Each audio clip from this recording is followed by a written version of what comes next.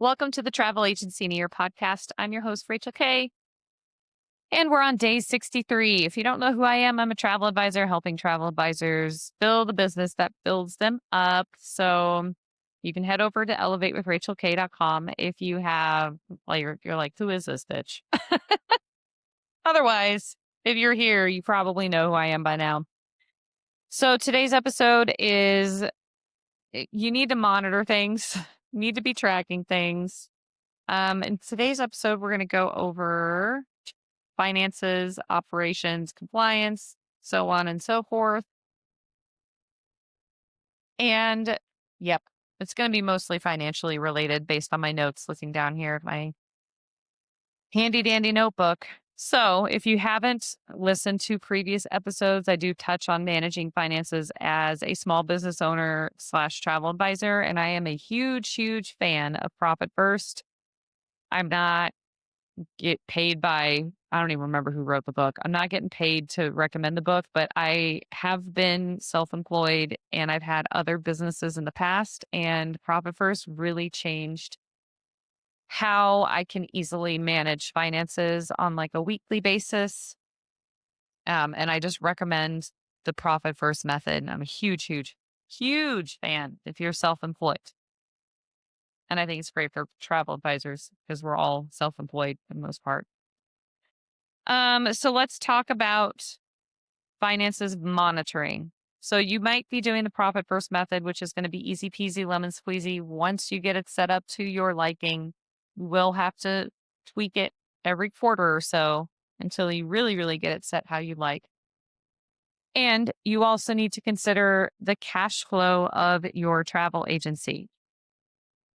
So cash flow, can you cover your expenses? And is it just for an immediate coverage of expenses, or do you have a cushion built up? You need to monitor that. We will all have ebbs and flows in the revenues produced. And this is something, honestly, I learned from my father. He was self employed and he would have back in the 90s, like $10,000 months. And he'd be like, woo, we're in the fabled catbird seed now.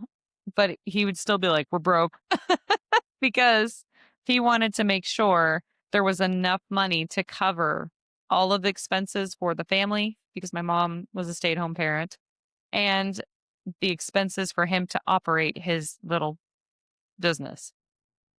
So I learned a long time ago, yeah, you may have a $10,000 month, and this was in the 90s, so I'd probably equate that to like 20 to $30,000 month in today's terms. Like imagine if you weren't there yet. It's not going to be every month, and that's okay. So you do need to monitor your cash flow and you need to be able to see, which we can all see pretty easily, so long as the trips are not canceled and they are like, if they're like a non refundable situation, it's a lot easier to manage. This is another reason why I went into group travel because a lot of groups it does become non refundable and you're at least safe a little bit. Um, but you can kind of see based on your bookings for next year, for example, wherever you are listening to this episode, whatever time of year, for next year, you can look at your bookings that you have traveling next year and have an idea of how much revenue you're going to be bringing in next year. You can't guarantee that because until they travel, it's not really guaranteed unless it's like a non refundable purchase that you're getting commission on, right? So take a look at your cash flow. How much money do you have in your business checking account? Please keep your business and your travel agency commissions separate from your personal checking. Even if you don't have an LLC, separate it, okay? Because if you grow, which you should, that's the goal here, you'll want to keep that all separate from your personal finances. You don't want to be commingling stuff. It gets real messy with taxes. You could lose certain tax status as a small business owner. Where I'm not a CPA, I'm just saying keep it separate. Can you cover more than a month? I would say safely, as long as I've been doing this, most small business owners keep around 6 months of expenses covered. I would say a safer cushion for travel advisors would be closer to a year. And that's only because of the trauma I dealt with COVID. And it was like, we don't know when anything's going to be coming back. Um, so that's having a little bit more of a cushion than not. You can honestly decide how much of a cushion you need as a business owner. I personally would recommend a minimum 6 months um, in your business checking account to cover all of your expenses. Okay, and we're also going to turn talk about what is your current ratio. So you want to divide all of your assets by your liabilities in your business only. Do not factor in personal assets or liabilities. All right. And it's all the liabilities due over the year. So let's say you put some fam trip costs on a credit card. That is a liability until it's paid off. Okay. Or you invested in some courses that are higher ticket and it's on your credit card. That is a liability because that is a debt that your company technically owes, right? Then you want to divide it by how much money you have.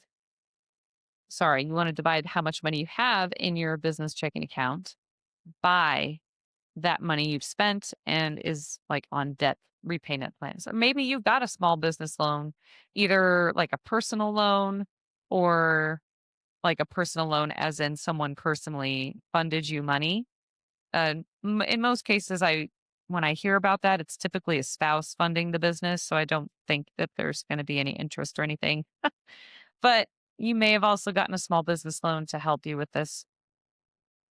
If you haven't, it gives you an idea of your ability to pay any short term debts. So as your business grows, you will start to get a crapload of phone calls and emails just having a registered LLC and showing that you're producing revenue of, oh, we could do short term funding and blah, blah, blah, blah, blah. Like, if you ever need that, you would have an idea of, do you have the ability to repay these debts?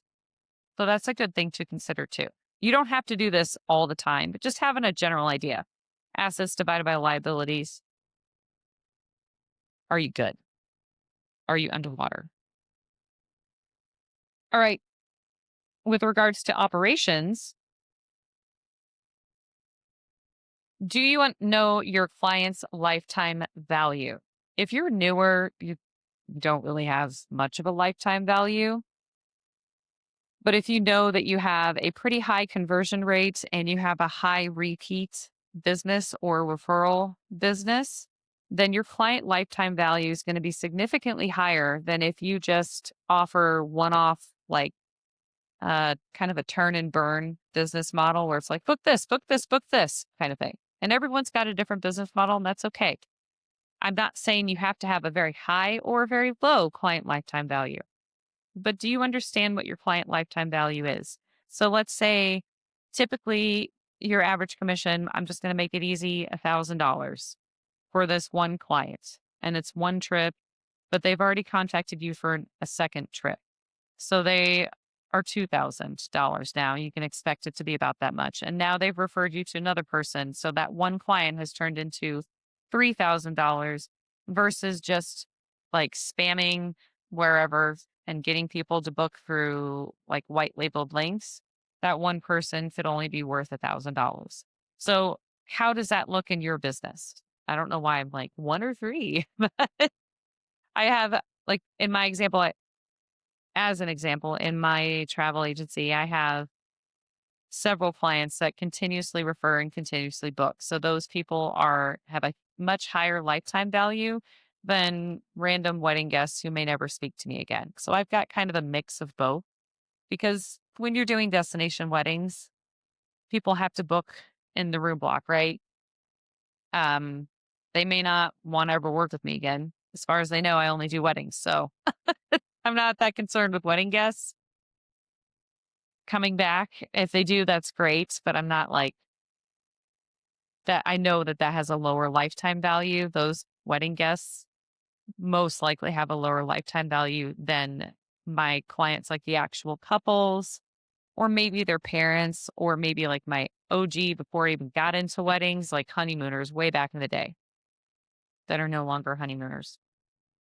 Okay, what is your top selling resorts, cruise lines, products? If you have like service packages, different service tiers, what's the top selling? That's just like a monitor that. What is the top selling right now? Other things you need to monitor, your SOT registration. They'll send you, I don't even remember if they send you a letter. You need to make sure you're up to date on compliance, essentially. Make sure your taxes are good. You can employ a CPA to help you with that. And you just need to stay on top of any kind of compliance. So, those are some things to consider. I went heavy, heavy, heavy on the finances because I got a little microphone. Um, I think it's very important to understand, do you have the ability to take on debt for your business? Is the debt worth it? Because you can leverage certain debts to grow your business, and some other debts are just debts that you're going to have to repay. So, I hope you found today's episode helpful and have a great day.